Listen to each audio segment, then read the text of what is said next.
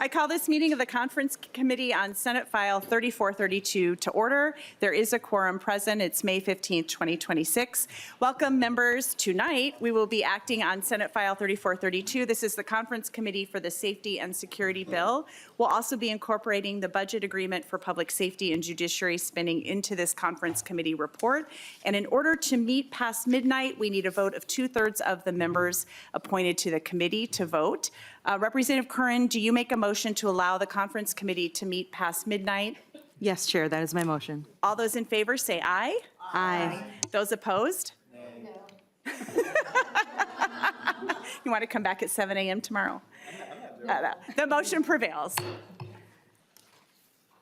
All right, so we have a spreadsheet agreement for both the safety and security target and the public safety and judiciary target. They have been posted online, and there are some copies available in the front room. And let's do a walkthrough, actually. Let's do that. Okay.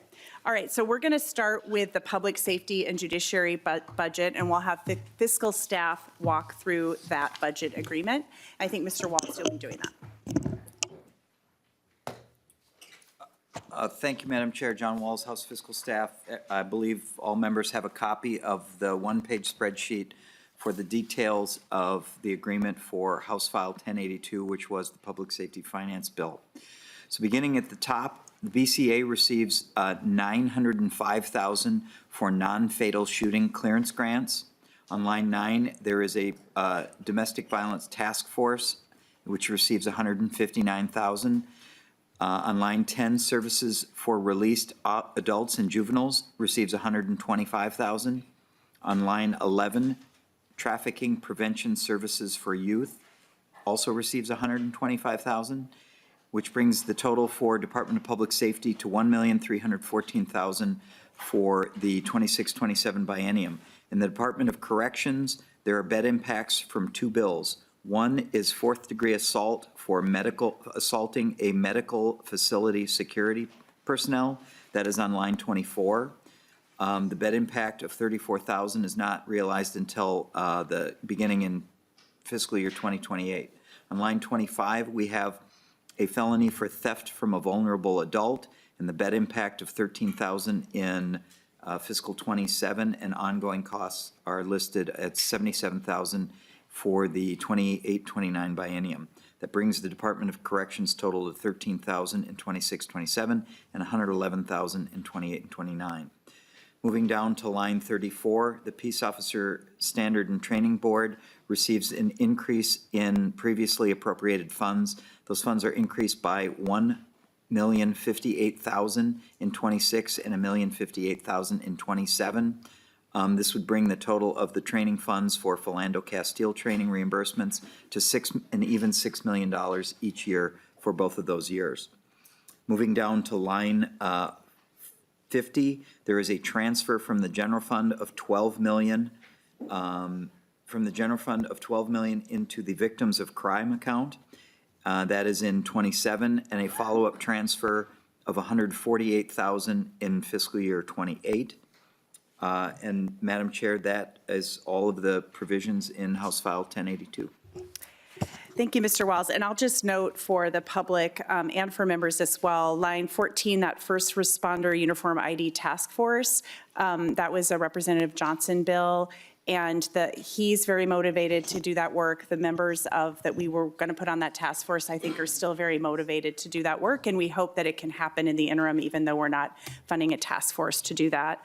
And then at lines 23 and lines 26, the impersonation of a peace officer and the grooming penalty, those bills both passed as standalone bills and are either signed or on their way to the governor. And so that's why those items were removed from the spreadsheet. We did have a couple of additional policy-related items that we'll have Mr. Johnson walk through. But before he does that, do we have any questions for members about this spreadsheet? No? Okay. Mr. Johnson, would you be able to walk through those other items, please? Madam Chair, members, the vast majority of the provisions that are policy are reflected on the spreadsheet. I'm going to touch on them very briefly, but I'm going to run through these at a high level. The things that are not on the spreadsheet, I'll give a little more detail on. So the policy language will include the task force on improving responses to domestic violence crimes. It will also include a trafficking and sexual exploitation prevention for youth grant. That was Senate File 3938. And a juvenile reentry services grant. That was Senate File 4205. There's the Minnesota Clearance Grant Program, the Philando Castile Memorial Training Fund. There is a provision related to the Clemency Review Commission that does not have a fiscal cost. This would make the victim statements confidential when they are made to the Clemency Review Commission. The bill language will include the fourth-degree assault amendment that adds the hospital or clinic security guards, as well as the enhanced penalty for theft from a vulnerable adult. There are 3 provisions that are related to child sexual abuse materials. 2 of them expand venue for certain offenses, and 1 of them allows for an expansion, authorizes, I should say, preview of evidence in relation to electronic devices. The bill is also going to include a readoption of some slightly modified language related to the ban on prediction markets. And there will be similarly a readoption of some slightly amended language related to the Attorney General's administrative subpoena authority. Both of those provisions that I just mentioned passed in the public safety policy bill. There were some issues raised by a variety of stakeholders, and there are some small modifications to those provisions in this bill. Thank you, Mr. Johnson. And I'll just note, too, some frustration that committee members had with some of these items that were raised with bills that were moving and had hearings and were included in our bills as they passed off our respective bodies. And so we were able to make those fixes, but just wanted to say it was a little bit frustrating how late some of those requests came in. Do members have any questions about any of those items that Mr. Johnson just mentioned? Okay.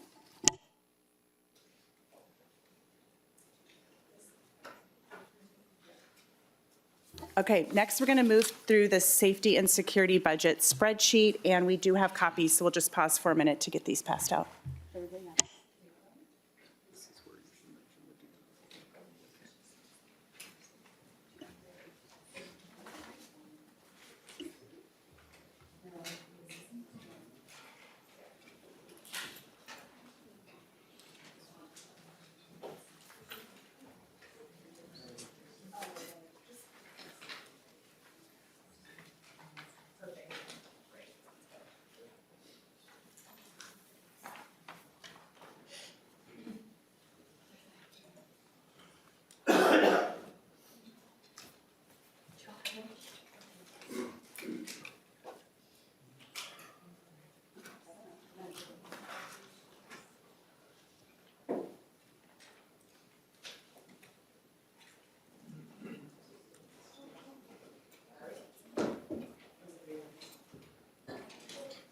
Okay, so as we got those passed out, we'll just put some for the public around, so you can grab those.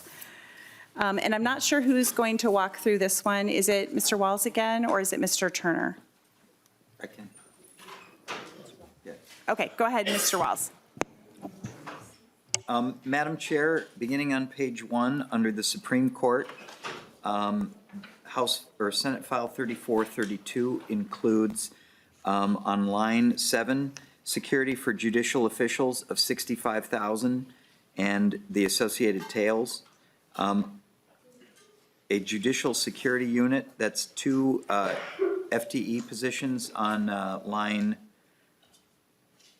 8 of $312,000 per year.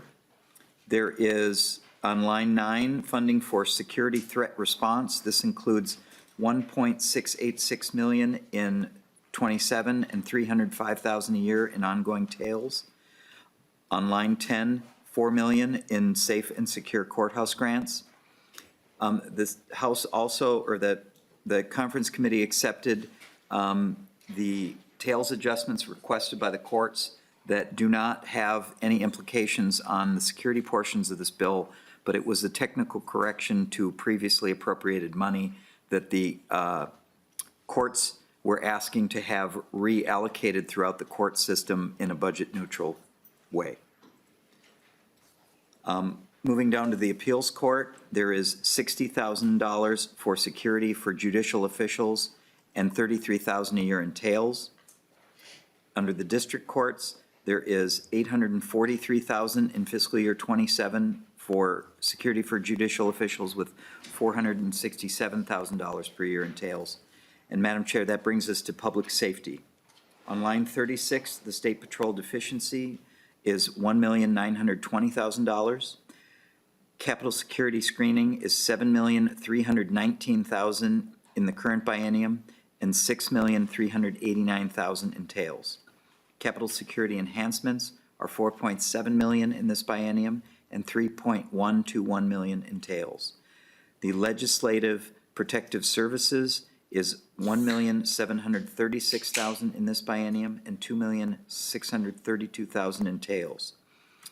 There is funding for BCA threat assessment and investigation at $1,012,000 per year beginning in fiscal year '27 and $100,000 for a security services task force. That brings us to the top of page 2. Under the legislature, the House of Representatives is appropriated $1.38 million for safety and security purposes in this biennium and $1.422 million in tails. And there's also an appropriation on line 52 of $2,933,000 for legislative security services reimbursements. Under the Senate, on line 55, safety and security funding is $2.168 million in this biennium and $2.108 in tails, and their security reimbursement funding is $1,467,000 in fiscal year '27.